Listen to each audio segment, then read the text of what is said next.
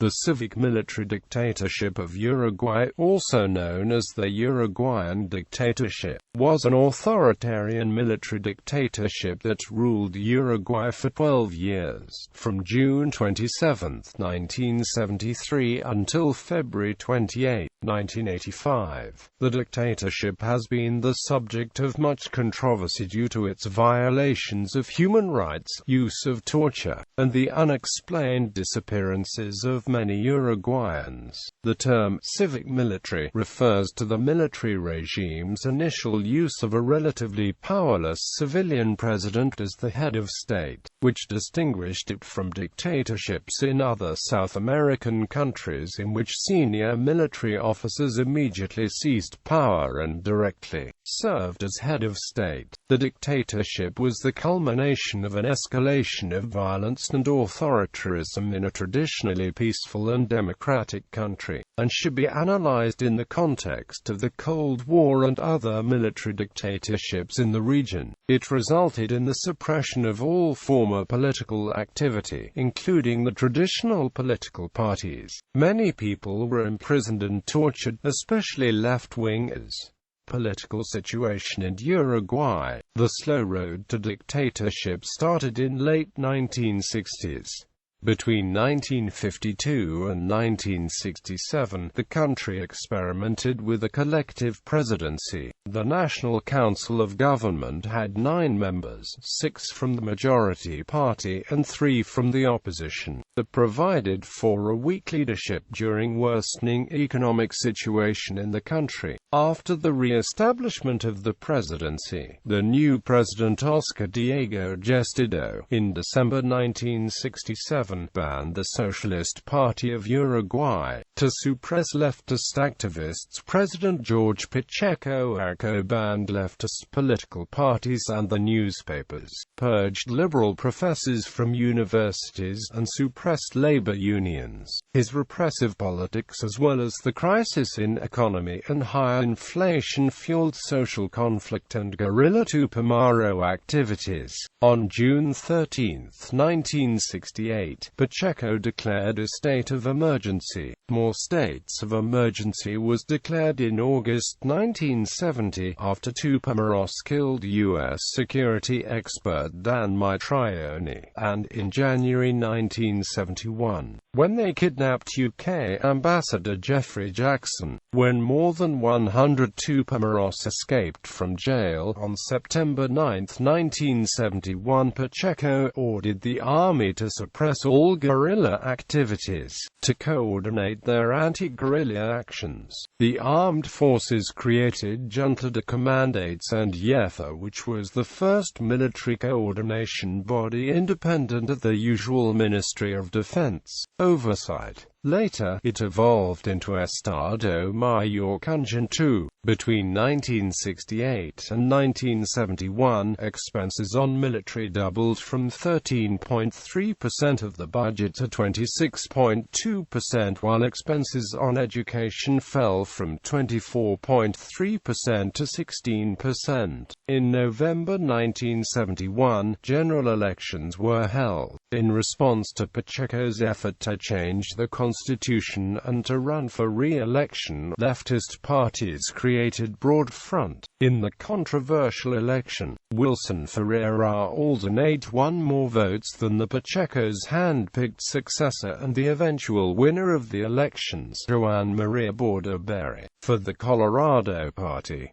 Immediately, Bordaberry was perceived as a weak president.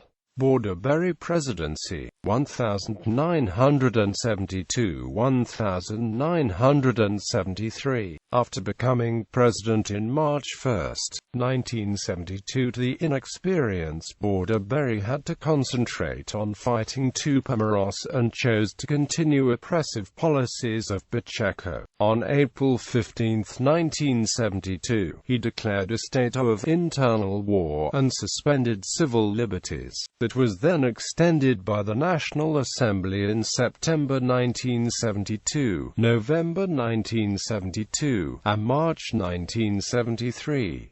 On July 10, 1972, a new state security law came into force and allowed political prisoners to be tried in military courts. Army officers assumed more responsibilities in government. By the end of the year, the army had effectively destroyed Tupamaros, and the leader, Rasul Sendic, was imprisoned. Most of the Tupamaro leaders spent 12 years in prison and later become prominent politicians. Torture was effectively used to gather information needed to break up the Tupamaros and against trade union activists, members of the Communist Party, and even regular citizens. On June 22, 1972, the National Assembly decided to investigate allegations of torture and human rights violations by military. In response, military refused to cooperate with this investigation and persuaded Berry to establish a joint military commission that would investigate corruption by politicians.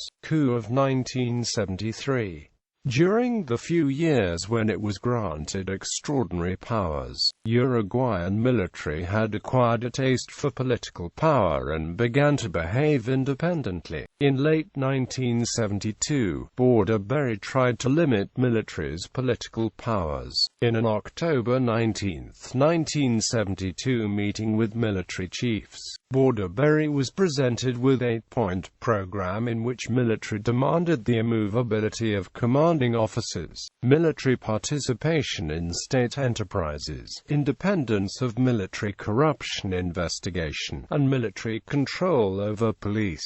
On February 8, 1973, Berry tried to assert his authority over military and appointed a retired General Antonio Francis as the new Minister of National Defense. The Navy initially supported the appointment while the Army and Air Force commanders rejected it outright, and on February 9 and 10 issued public proclamations in which they demanded radical changes in country's political and economic system. They promised to end unemployment, support local industry, eliminate corruption, implement land reform, and end all terrorism. Berry bowed to the pressure, and on February 12, in the Air Force headquarters, concluded an agreement with the armed force commanders to provide for their involvement in politics and advisory role. A new National Security Council was created, consisting of Army, Air Force and Navy commanders as well as ministers of national defense,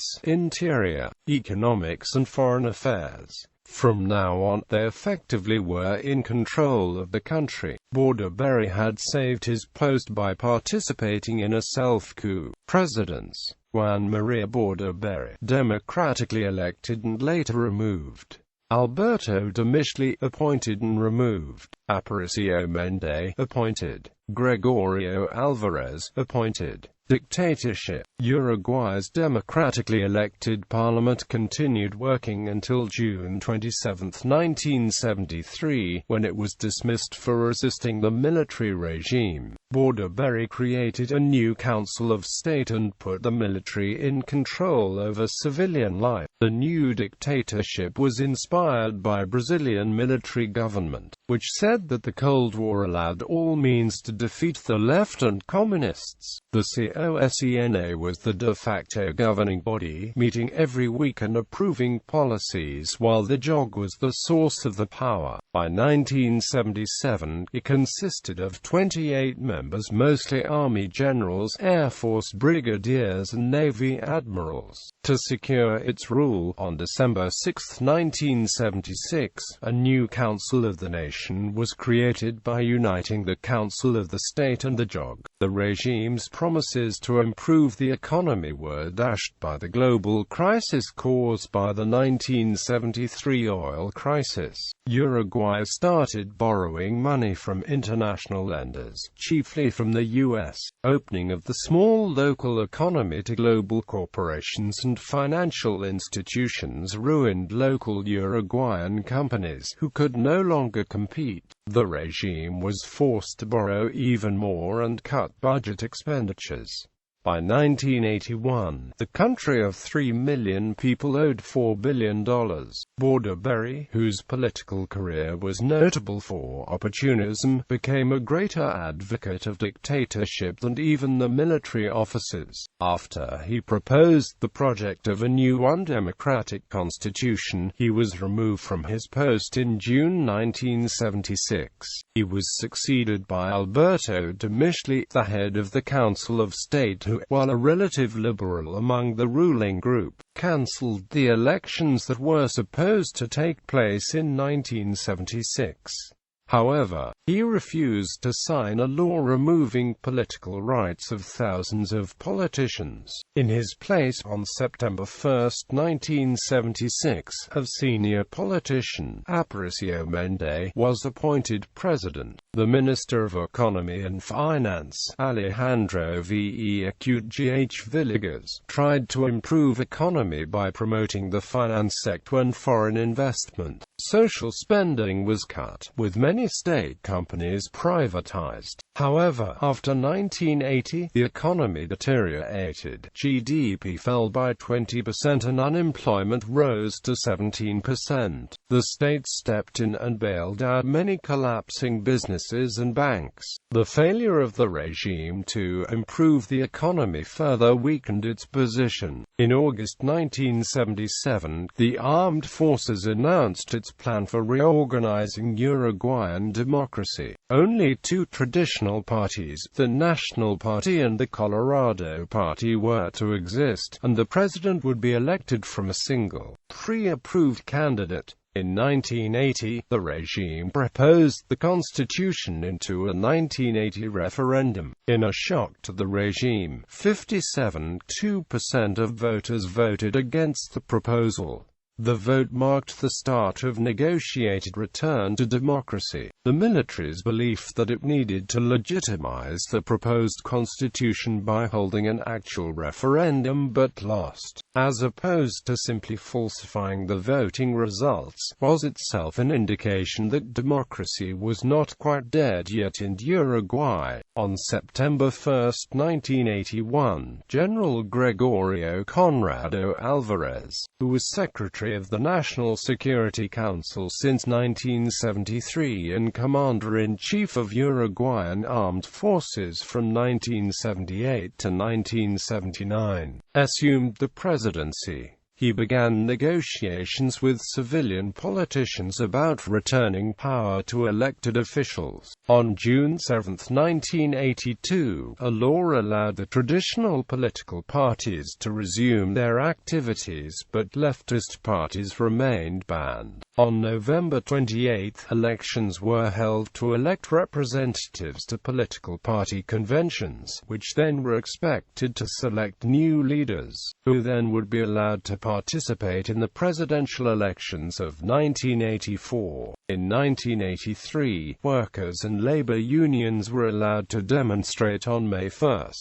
From May to July 1983, political parties and military officers held negotiations in Park Hotel without any results. In November 27, 1983, a massive street demonstration was allowed in Montevideo with approximately 500,000 people participating. Return to democracy. 1984 1985. In 1984, there were strikes against the regime and in support of political prisoners. On January 13, 1984, the first 24-hour general strike since 1973 was organized. Talks between military leadership and civilian politicians intensified despite the fact that several political leaders were still notable, such as Wilson Ferreira Aldernate. On August 3, 1984, the Naval Club Pact was signed and restored the Constitution of 1967 and allowed the military to advise in security matters and control appointments of senior officers.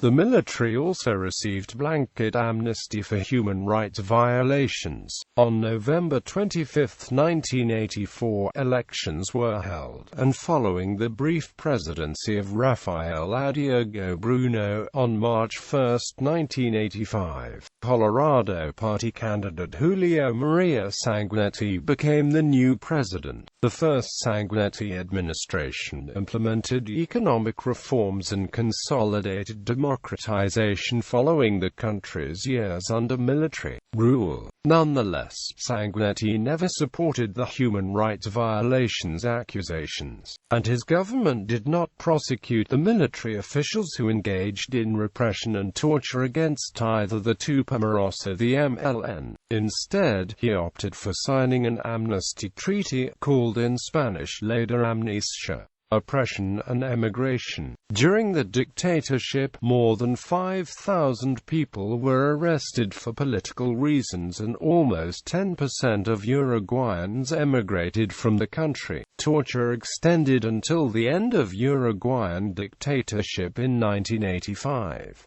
Uruguay had the highest number per capita of political prisoners in the world. Almost 20% of population were arrested for shorter or longer periods. MLN heads were isolated in prisons and subjected to repeated acts of torture. Emigration from Uruguay rose drastically as large numbers of Uruguayans looked for political asylum throughout the world. Around 180 Uruguayans are known to have been killed during the 12-year military rule from 1973 to 1985. Most were killed in Argentina and other neighboring countries, with only 36 of them having been killed in Uruguay. Many of those killed were never found, and the missing people have been referred to as the disappeared, or desaparecidos in Spanish. The Museo de la Memoria in Montevideo commemorates those who were murdered or disappeared under the regime. Aftermath. The legacy of the dictatorship still gives rise to debate and controversy. In the conversations that led to the Naval Club Pact, the idea was floated that the military would release its power on the condition that those involved would not be prosecuted for their actions. During the dictatorship, many considered it unacceptable, but a political crisis that eventually menaced Uruguay's relatively fragile new democratic government during the redemocratization process led to the controversial enactment in 1986 of the law on the expiration of the punitive claims of the state, which is still in force. In 1989 and 2009, Uruguayans voted in referenda twice to keep the law, which detractors consider to be plain impunity. In 2006, a former President Bordaberry was arrested for his involvement in murder of 4 opposition members in Argentina, conducted as a part of Operation Condor. In February 2010, he was sentenced to 30 years for violating the Constitution by participating on the 1973 coup.